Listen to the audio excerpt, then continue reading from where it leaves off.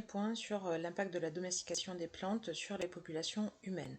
Donc, sur les deux premiers points, on a vu l'action de l'homme sur des espèces végétales ayant conduit à la création de nouvelles variétés.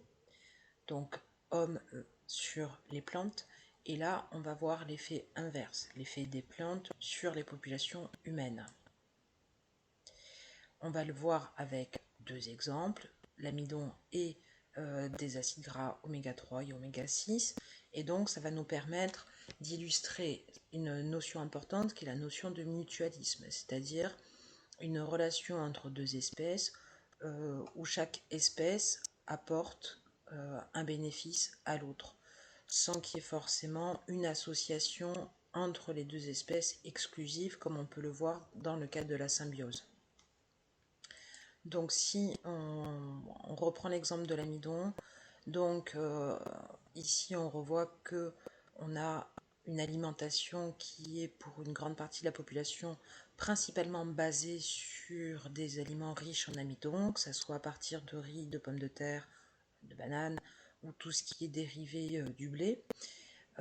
Et là, on a un autre exemple de population qui a conservé une alimentation type chasseur-cueilleur, et donc il y a un apport en amidon beaucoup plus faible. Donc ici, c'est la population Yakoute, on va le revoir dans le graphique suivant.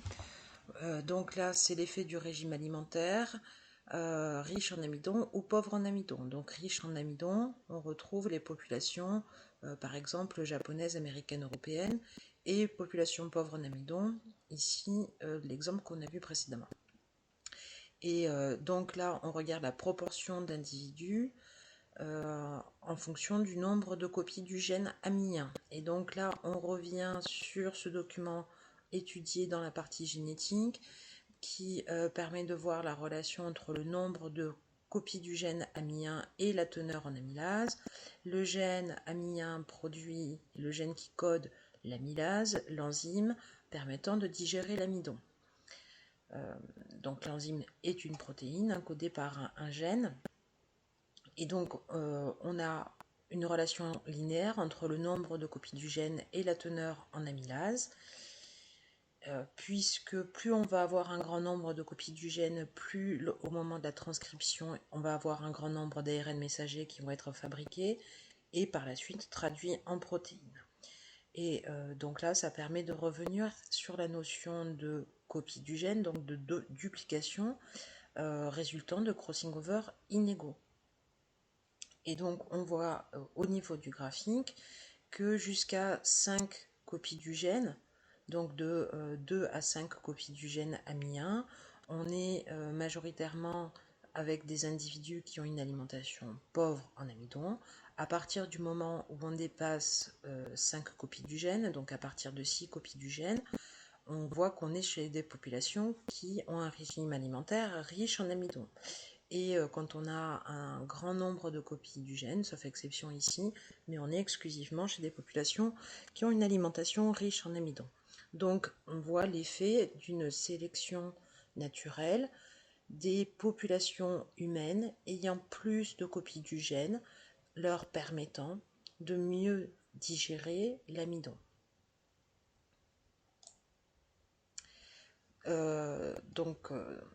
Sélection naturelle quant à la capacité de digestion, mais aussi par rapport à des caractères morphologiques comme la morphologie de la mâchoire inférieure, sur laquelle va s'insérer les muscles masticateurs.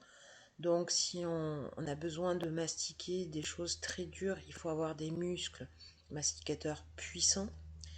Et on voit par rapport à la morphologie ancienne en gris, la morphologie actuelle qui présente une rétraction, donc une réduction de cette mâchoire inférieure, ce qui montre que la mastication nécessitait moins de puissance musculaire et donc que les aliments étaient plus faciles à mastiquer.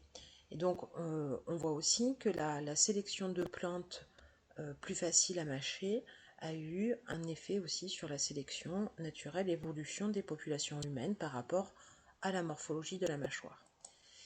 Donc là, je passe directement à l'autre exemple sur le métabolisme des acides gras avec l'exemple des oméga 3, oméga 6, dont l'équilibre est important d'un point de vue nutritionnel, et la famille des oméga 6, très importante puisque voilà, 60% du poids du cerveau humain, ces acides gras sont vraiment nécessaires au fonctionnement des neurones.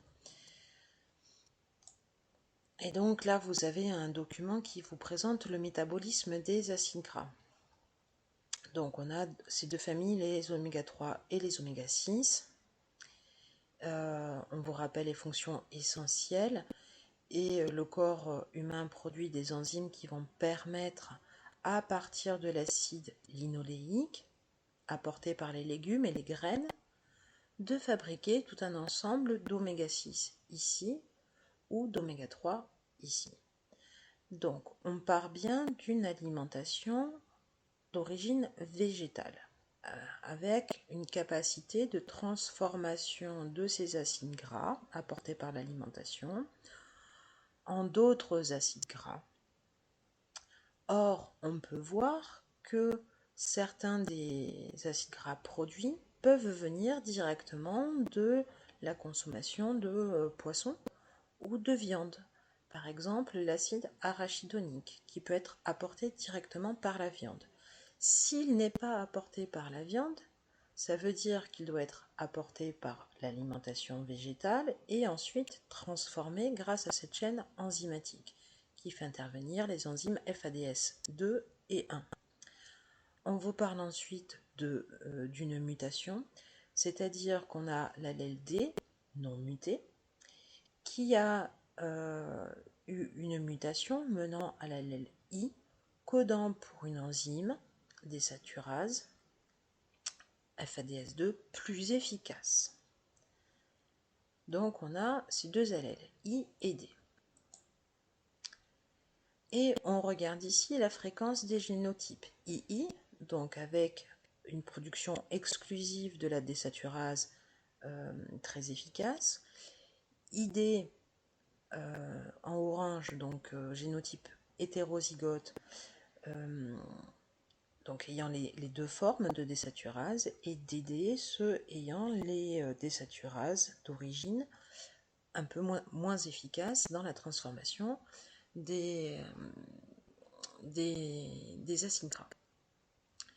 Et on voit que majoritairement on a des génotypes II ou ID, c'est-à-dire ayant une bonne capacité de transformation des acides gras d'origine végétale, et que et là où on a des forts pourcentages, on est voilà, sur des régimes vraiment végétariens. Ici, là et là. Vous pouvez retrouver le code des populations sur le graphique. Lorsqu'on a un génotype DD qui est un peu plus important en fréquence, eh bien, on voit que ça correspond à des populations qui ont soit une alimentation riche en poissons, soit une alimentation omnivore. Donc on voit bien ici une pression de sélection exercée par rapport à la nécessité de transformation des acides gras. Les populations se nourrissant majoritairement de végétaux ont été sélectionnées sur leur capacité à transformer efficacement ces acides gras d'origine végétale en d'autres acides gras qui peuvent être sinon apportés par l'alimentation d'origine animale. Et on retrouve ici, cette fois dans le temps, c'est-à-dire qu'on part de population du néolithique où l'haplotype majoritaire est représenté en bleu et l'haplotype initial est représenté en bleu et majoritaire, et l'haplotype D, lui, est en orange et on voit qu'il est minoritaire. Et l'haplotype D, c'est celui qui correspond à la possession des allèles permettant de fabriquer les enzymes FADS1 et FADS2, permettant elles-mêmes la transformation des acides gras oméga 3 et 6 contenus dans un régime riche en plantes. Et on voit que chez les populations actuelles, c'est l'haplotype D cette fois qui est devenu majoritaire. Donc un changement des populations, un changement sur leur équipement enzymatique qui est donc euh, qui repose sur les génotypes et qui correspond bien au changement d'alimentation, puisque avant l'apparition de l'agriculture, le régime alimentaire était plus riche en viande, euh, avec des populations beaucoup plus vivant beaucoup plus de chasse. Et il s'est enrichi en végétaux avec le développement des techniques agricoles.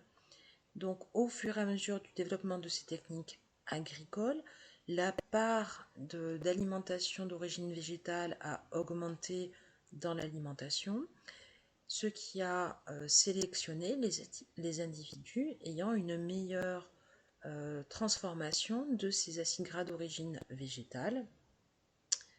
Euh, voilà, une meilleure transformation de ces acides gras d'origine végétale en d'autres acides gras qui étaient apportés avant plutôt par la viande.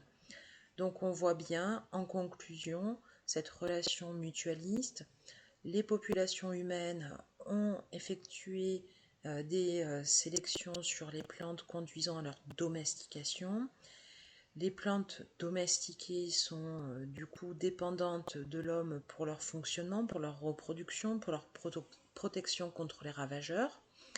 Donc les populations humaines ont conduit à la mise en place de plantes cultivées, étroitement associées aux hommes, mais ces plantes cultivées ont elles aussi eu un impact sur les populations humaines, sur des caractéristiques en lien avec leur alimentation, digestion de l'amidon, transformation des acides gras, modification de la mâchoire par rapport à la mastication. Et donc, on a un phénomène de coévolution qui traduit, je répète, coévolution, qui traduit une relation étroite entre les deux, une relation mutualiste où chacun apporte des bénéfices à l'autre.